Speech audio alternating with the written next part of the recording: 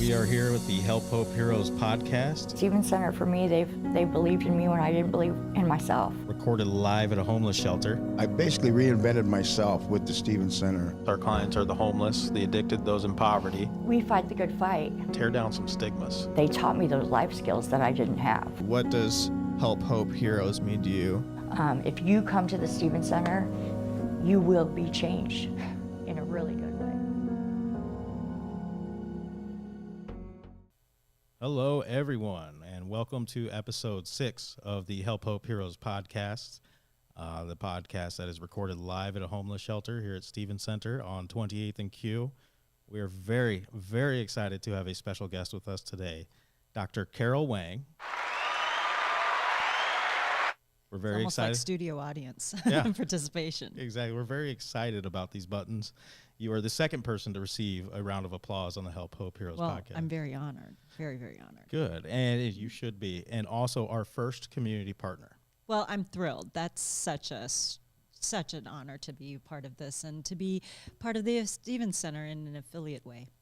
Fantastic. Now let's talk about the community partner that you are the executive director of. So you're executive director of M.O.M.S. What does M.O.M.S stand for? I know everyone says, "Moms, are you a motherhood parental organization?" And actually, it's the moniker for the Metro Omaha Medical Society. Fantastic. Which seems very strange for that everyone calls it M.O.M.S, but you can't really go into the physician community and them say medical society. They all call it M.O.M.S. Yeah, exactly. So that worked out well. Now, what is M.O.M.S? I'm going to just go ahead and pull something I found on a Google search. And this is a very lengthy mission statement about you guys. So I'm going to have you break it down for us. Absolutely. After you do that, we're going to backtrack a little bit more into who Carol is. And then we'll go back to the moms and the relationship with Stephen Center. You go. We have hours. So if it's really... go.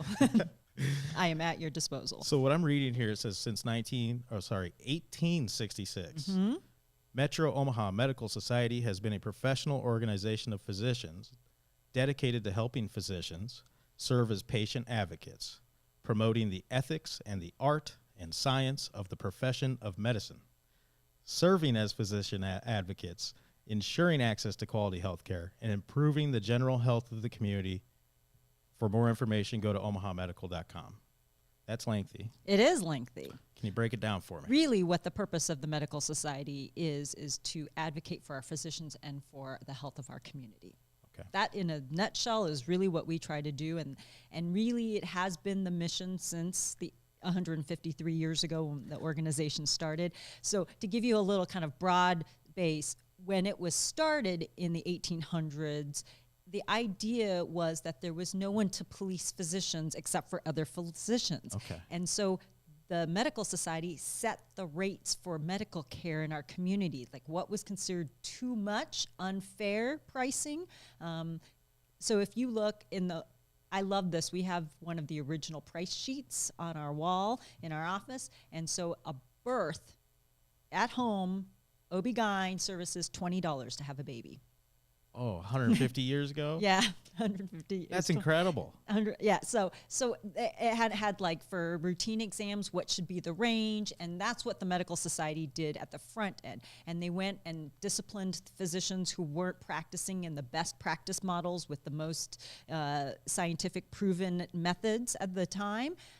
And now we obviously have far more regulations that do some of the disciplinary and governance, but I think our physicians still very much are doing the same thing, ensuring that we have quality health care in our community and that we have access for our community to health care, and making sure that we're really making sure that the quality and the care is there throughout everything we do. So it's not all the way down to the details of price any longer. Right. Who would police that now? Is it governmental? So the insurance commissioner for the states helps sets insurance commission, standards, different Fed, if you're a Medicare, there's certain rates set by CMS, which is the Centers for Medicare Services. The state has contracts with the Medicaid companies that set what their rates can be for reimbursement. So all of that is done much on a higher pay scale than I do. Yeah.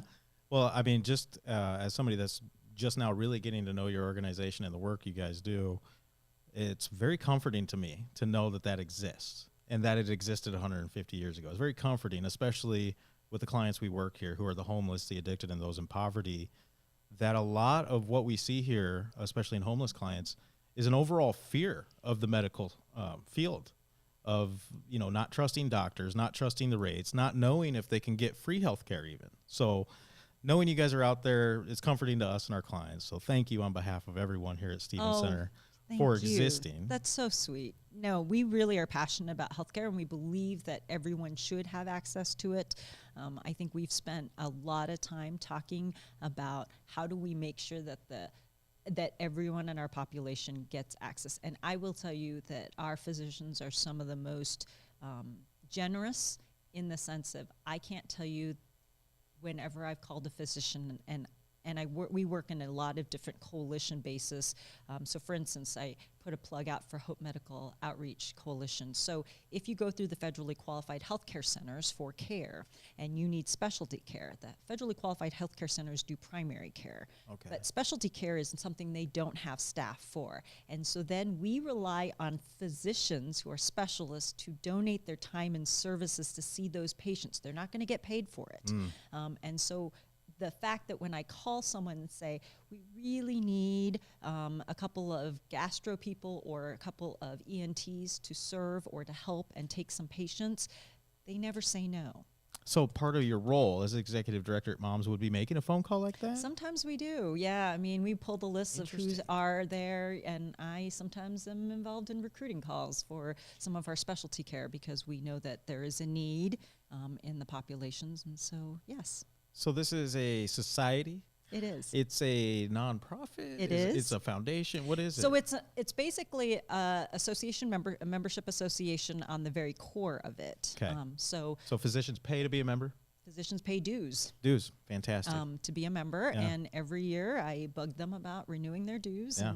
and making sure that and then for it they get we do a magazine. Mm-hmm. I know you've been featured in it. Yes.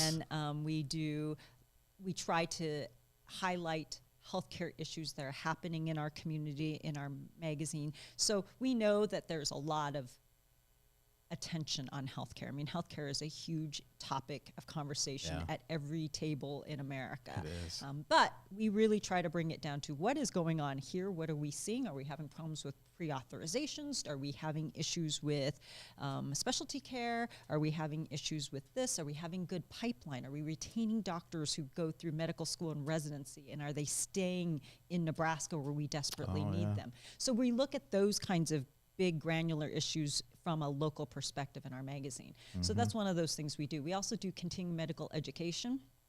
So last night, if you had been at one of two locations that we were at, we were doing a discussion on the prescription drug monitoring program that is being overseen by the state and has become a state law in terms of who accessing and tracking because of opioid abuse. Yeah, that's big now.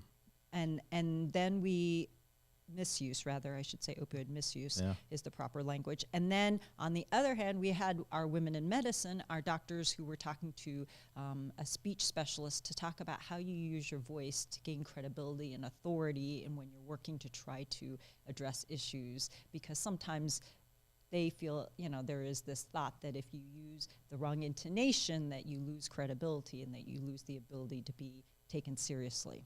Okay. Now, that is something I didn't even know existed, let alone that you guys are a part of. Now, answer it for me real quick. Yeah. Physicians that are members get to attend those classes for free, or any medical professional? No, it's really physicians who are members that we do some things for our whole community. So, for instance, we know that there's a huge crisis of physician burnout in our community and in the nation. It's a huge issue. You can't really work in healthcare without bumping into it right now, because the number of physician suicides a year are the equivalent of an entire medical school, wiping out an entire medical school right now. Did not know that. And because of that, we know that that is such a huge issue, not only for the health of our physicians, but also the pipeline and future care for our community. If you can't help physicians stay happy, engaged, working, and we also know that happier physicians have better patient care. You just know that. You don't even really need the scientific data to do. But true in a lot of professions too, right? Absolutely. Yeah. Happy people, happy care. And so we have an actual large burnout and physician wellness program across the city that we worked with every hospital system. And so our physicians can go and take an online survey, and a social worker reviews it, scores them. If they score very high, they interact with them. They offer them telehealth services, telepsychiatry, telepsychology if they need those services. We funded it for every physician in our community to do because we think it is so important that it doesn't matter that whether or not you're a member. We think it's important that we fund for physicians and healthcare. Now it's so fascinating because it's almost like, when you've been parenting so long, when are you going to take a step back and take care of yourself? Right. Absolutely. It's like self-care. And I think a lot of people take for granted the amount of stress that physicians and doctors and nurses go through because they're constantly giving to others. When are they going to take a break and maybe treat themselves to a vacation or work-life balance, all that stuff? So fantastic work you guys are doing there. We're going to get back to moms. Yes. And we're going to get back to our partnership. Okay. And I do this to everybody. No, it's fine. Time to talk about Carol. Oh, gosh. I'm the boring one. Well, I Googled you, and I found a little bit of information that I think is really, really interesting. I didn't remember it until I did the Google search, but you were on Channel 3 and 7 for a while as a news reporter. Yep. And so you became executive director of M.O.M.S. August 2013. Has it been then? Yeah. Okay. August 5th is when you started full-time. I think your transition started earlier in that July. But you were a award-winning broadcast journalist for KMTV3 as well as KETV 7. Mm-hmm. Talk to me about your time there. What brought you into broadcast journalism? What's the interest? So television journalism is probably my passion. In the sense of I did it for far longer than actually did it here in Omaha. So I went to college to be a journalist. Where did you go? I went to Boston University undergrad. Nice. And then I went to Northwestern University for my master's. Two very reputable organizations, yeah. And did journalism in both. Now, if you are my mother and you were listening to this, my mother's thought when I did both is that you're going to be qualified to read out loud to children at story time or to be an anchor. And so it's a rather cynical way to look at it, but she's the one who planted the seed, so she gets to take the humor approach about watching this career unfold. She earned that. She earned that, and obviously my parents were very supportive and financially supportive as you start what is a very difficult and competitive field. Yeah. And so I took my first on-air job in Topeka, Kansas. Okay. I was the morning anchor there. And that's a population of 150,000 or so. So Omaha 20 years ago. Right. Small community. And I was the State House reporter as well. So I covered governor, politics, all of that. And then stationed 3 hours away in Wichita hired me away. So that was an upgrade. It was nice. Moved on up. It was like moving to something almost the size of Omaha. It was, like welcome to, Monaco, French Riviera. So it was a really lovely place to be for a couple of years. And then, I was in an editing suite one day working on Deadline, and NBC called and said, we would like you to come and work for us. No kidding. So where did that take you to? I went to Dallas. So like an NBC affiliate, is that how that works? I'm not too familiar. NBC owns the station in Dallas. Wow. And when you work for NBC, you work for NBC. And so if you're doing big stories, and obviously Dallas is one of their biggest station groups, they actually have the network Southwest Bureau there. Millions of people there, right? Yes. Dallas, yeah. I think Houston's like 4 million. Yes. Dallas might be a little smaller. So they rank television markets by 1 to 214th. I think Whitefish, Montana holds 214, that slot. Whitefish, Montana. Yes, and I think one is, of course, New York. Yeah. And it's purely population-based if you watches television. So I think Dallas is now 5 or 4. Interesting. Yeah. So tell me, you were doing anything and everything as far as stories there? I anchored there, and I did both health reporting and also did a lot of big stories. Did you ever show up on any of those news bloopers? Probably. I'm going to find it. No, I'm just probably. joking. There are probably plenty of news bloopers. There's fodder for material for many stations worth of tapes. When the children and I are bored, we just throw on the news bloopers on YouTube, and there's endless amounts of fun there. Right. So we'll see you someday. Oh, yes, because, there are so many times where you just are saying a tongue twister and it's not coming out. So Yeah. I know there are many, many reels of those somewhere. But yes, so I did that and worked there for 6 years. Fantastic. And then Omaha? And then Omaha. And how did that happen? The news director at Channel 3 called me at the time, Yeah.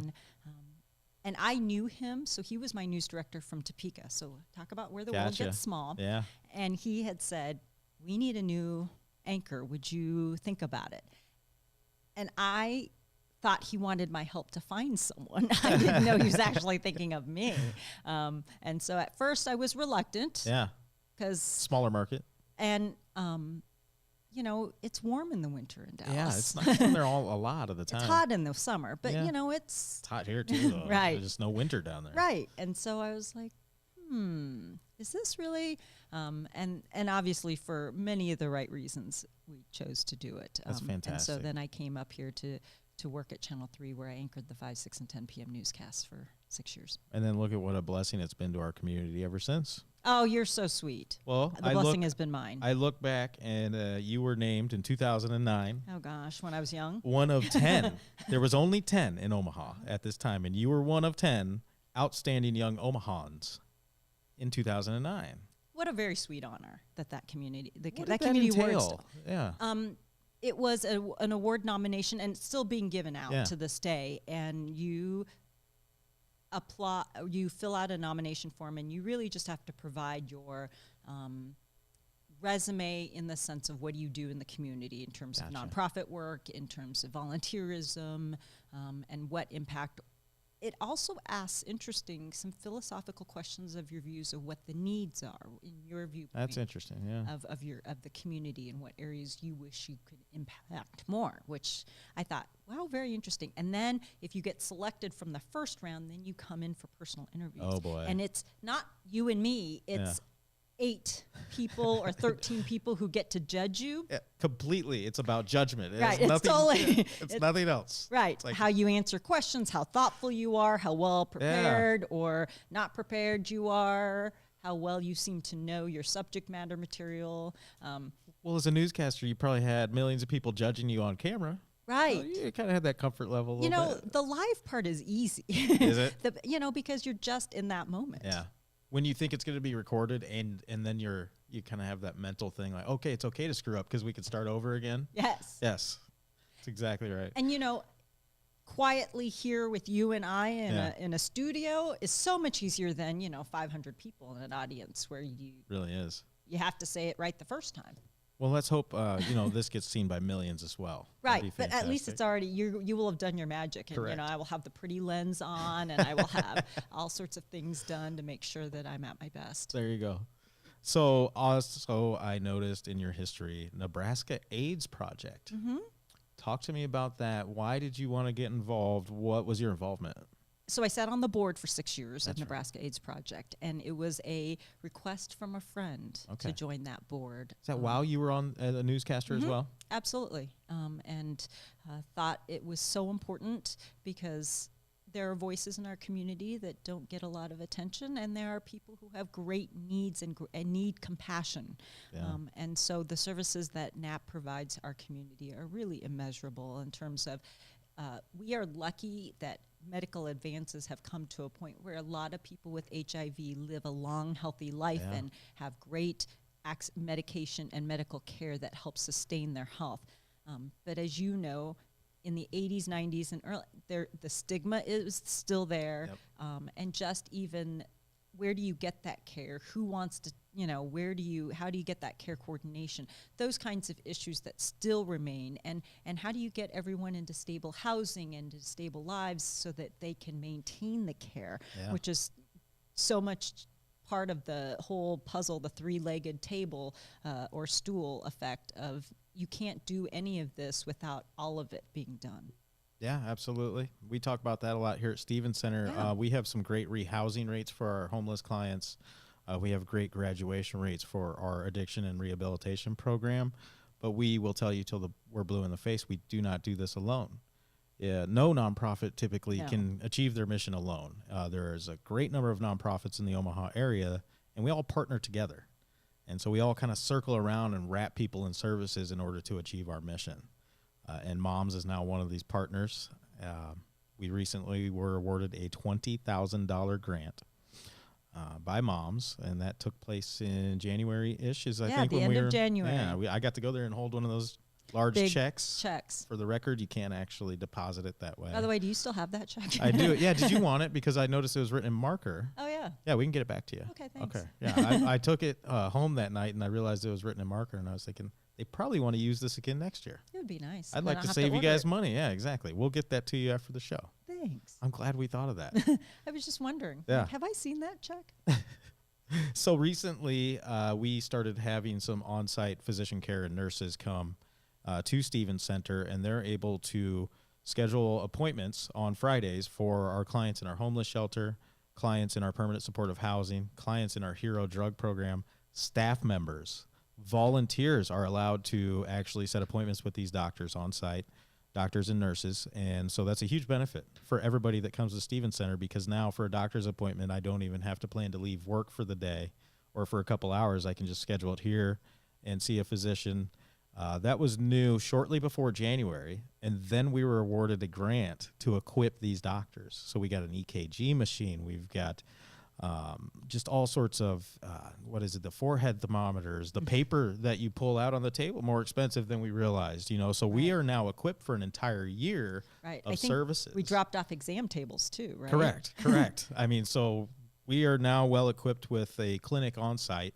We're actually talking now, because of your guys' generosity, we're going to actually probably need to expand that clinic room. So we're talking about knocking down a wall now to make it even larger. We're thrilled. So are we. And just talk about, you see so many clients come through here that just have an absolute fear. And a lot of the fear is even just transportation. Mm-hmm. How am I going to get there? That's great. I can afford the cab there, but I can't afford the cab back, and we have taxi vouchers, we have bus passes, but talk about going in for a visit and then having to ride the bus for 3 hours later just to get back to your apartment. So this just knocks down so many barriers, some that we probably don't even recognize yet, and it's been incredible. So we had $20,000 of new equipment, and I want you to tell me on behalf of M.O.M.S and the physicians there, as well as from your heart, what does it mean to you guys to know that this is directly impacting the homeless, the addicted, and those in poverty? Well, for us, it was a no-brainer. So I should probably explain to the listeners, because the M.O.M.S Foundation is about 20 years old, and in terms of grant making. And back in the day, in the 90s, they had decided at some point we can give a lot of care, but we can't always move the dime on some issues that affect medical and affect health.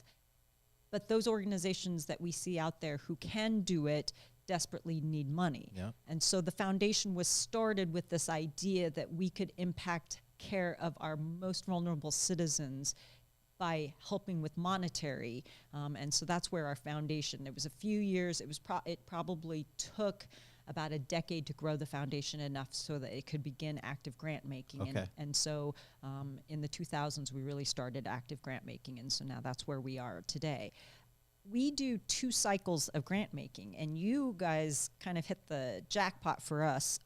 Yes. We do one where people can write applications. And so those applications are available now, and people can apply, and they're usually $5,000 to $7,000 grants, and a lot of it is equipment. So if it's the Boy Scouts, a couple years ago, they needed defibrillators on all of their campsites, and they didn't have great. them. And so we just wrote them a check and said, here, go buy that, because we think that's so important and so medically necessary. So we do those. What happened for you guys was that my foundation board says every year, this is kind of an area we would like to find something innovative, find something different that we don't fund, and they'll, and whether it's homeless people, whether it's addiction, whether it's mothers who are trying to lift their families out of poverty. Yeah. Those are kind of some of those areas, whether it's education. They'll kind of give me some nugget of an idea in their minds of a social issue they want to tackle. And then this is the best part of my job. This is the best part is I start going and asking around. Who's doing something innovative? Who's doing something unique? Who's doing something that we really can make an impact on? And if we choose correctly, if we find it, and you guys at that time just happened to say, we actually would like to start a clinic on site. Yeah. And there aren't very many of the homeless organizations in our community because we have asked who can offer on-site health care. And so when you said to me, this is a need we have, and this is something we'd like to do. We don't have any money for this, and we don't have any idea how we would do this. Yeah. For us, that was the ding, ding, ding, light bulb moment. This is something we can move the dime on easily. Yep. And I think it's measurable too. right. And I think the contributions from our physicians is an indication of how devoted they were and how in support of this idea, because our physicians give money in order to create this fund that we then passed on to you. Which when we showed up to accept the check, we thought it was gonna be less. No, we actually we were expecting less than that. We normally do a $12,000. Yeah. And they went all out. They really were excited about this, which is a true testament to what you guys are doing and what you guys envisioned, because they said, look, we've wanted to help homeless for a long time, but sometimes when we call community centers and that sort of thing, the need is not so, the need maybe is more time. And we can rally people to volunteer and do screenings. But again, the idea of being able to create infrastructure for an organization that would last, we loved that. Tangible. Yeah. Yeah. Well, way to go. I mean, I have a feeling it was you that got them so excited, as well as our mission. I mean, the hard work of the men and women and the volunteers that are here on campus.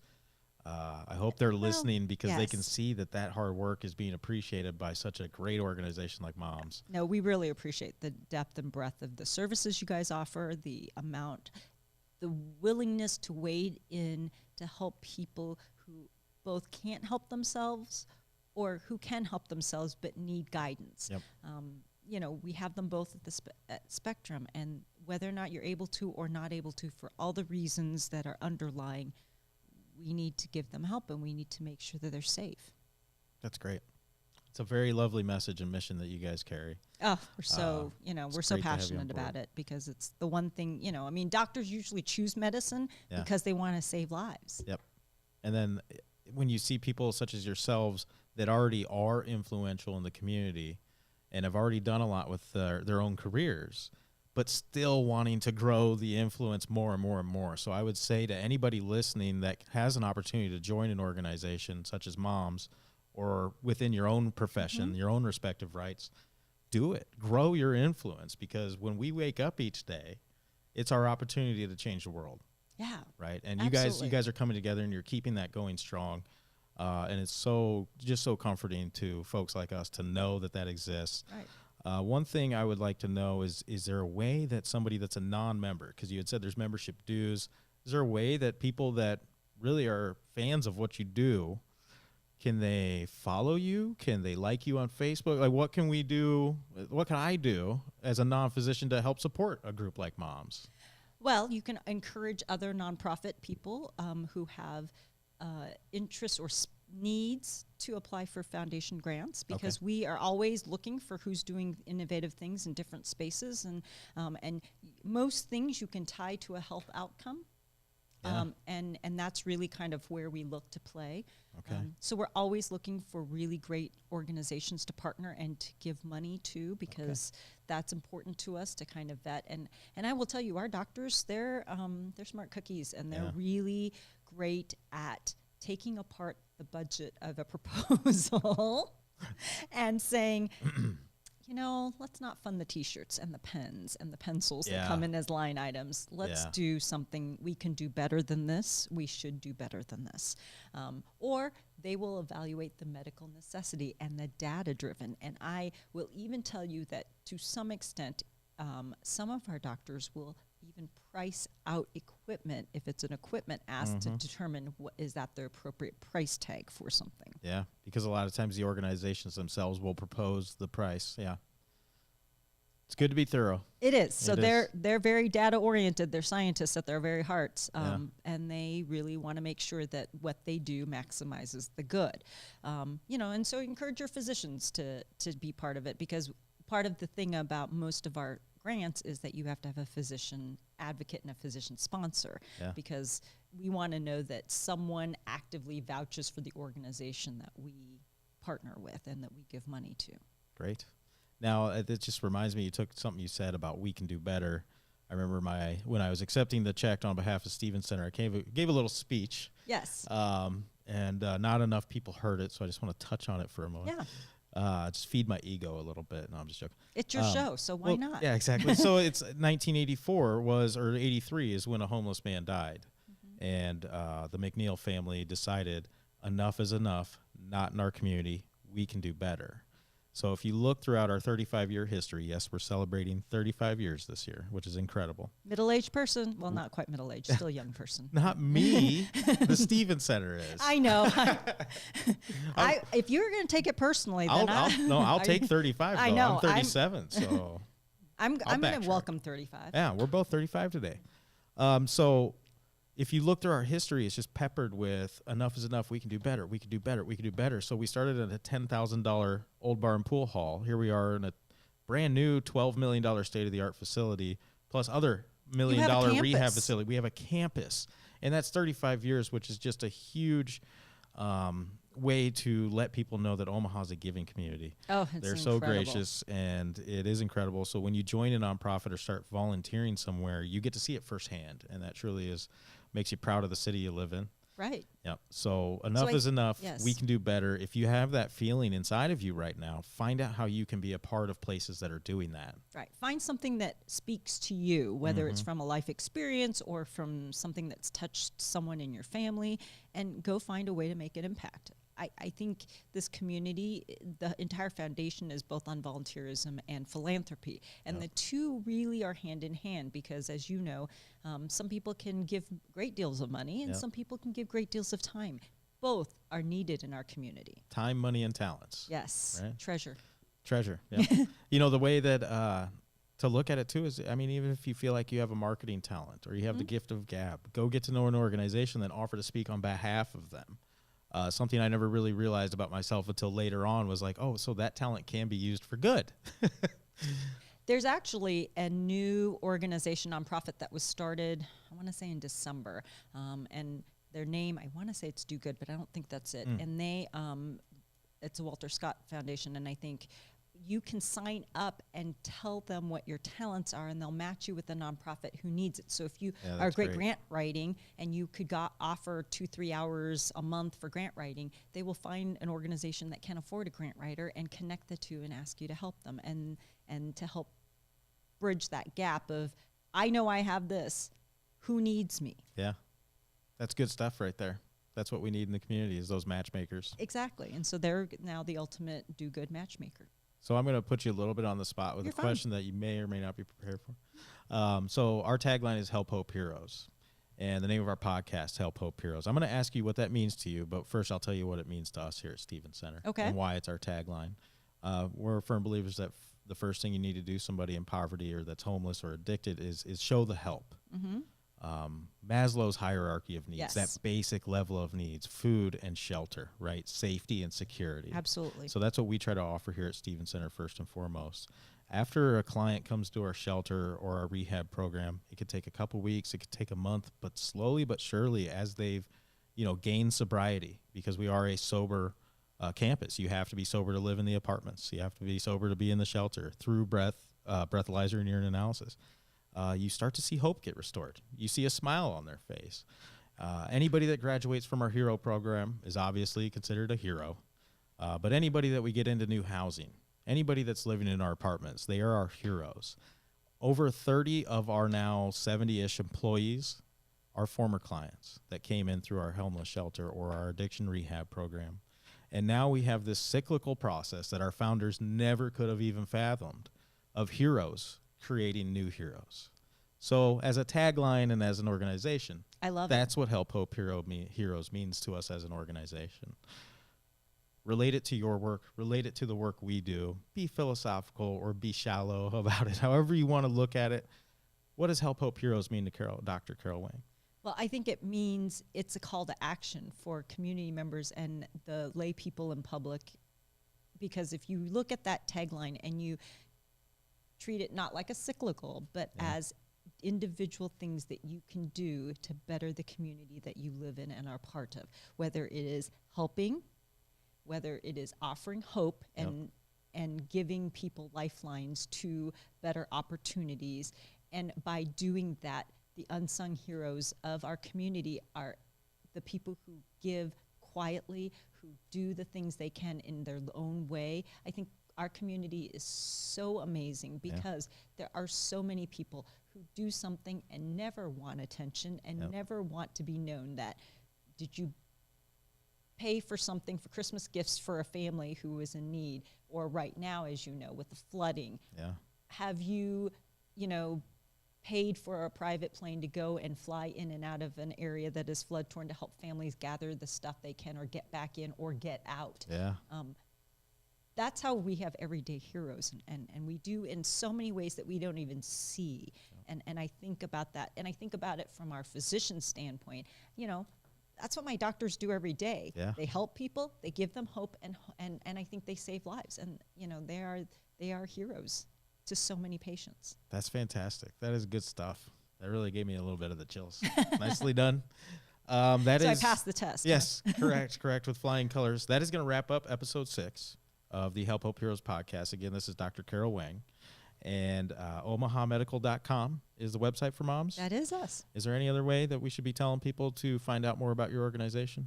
That is, we have the luxury where, because we're a physician organization, we don't need a lot of public intervention. We want to do public intervention. There you go. So we're lucky enough that we do it. So, my statement to everyone is thank your doctors for taking good care of you. Make sure that you're good advocates for your health, because our physicians believe that if you are taking good care of yourself, that you will help the health of our entire community by virtue of passing that message on and being an example to your family and modeling it for others in your circle. And involve yourself in the community. Give where you can and what you can to something meaningful. You hit that spot on. All right. Thank you so much for the time, Dr. Carol Wang. Thank you so much. It's great to see you. My Maybe we'll pleasure. see you back here again someday. Would love it. All Anytime. right. Great. Thank you. We are here with the Help Hope Heroes podcast. Stevens Center, for me, they believed in me when I didn't believe in myself. Recorded live at a homeless shelter. I basically reinvented myself with the Stevens Center. Our clients are the homeless, the addicted, those in poverty. We fight the good fight. Tear down some stigmas. They taught me those life skills that I didn't have. What does Help Hope Heroes mean to you? If you come to the Stevens Center, you will be changed.